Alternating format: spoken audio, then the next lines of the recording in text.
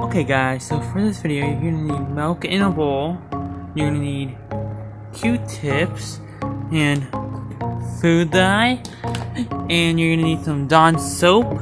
Start by putting your food colors in. So we're gonna start with black.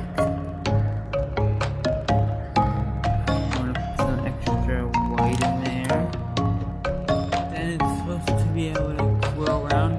Put Dawn soap on the Whoa! Guys, it worked. It worked. That's awesome. Hope you guys like this video.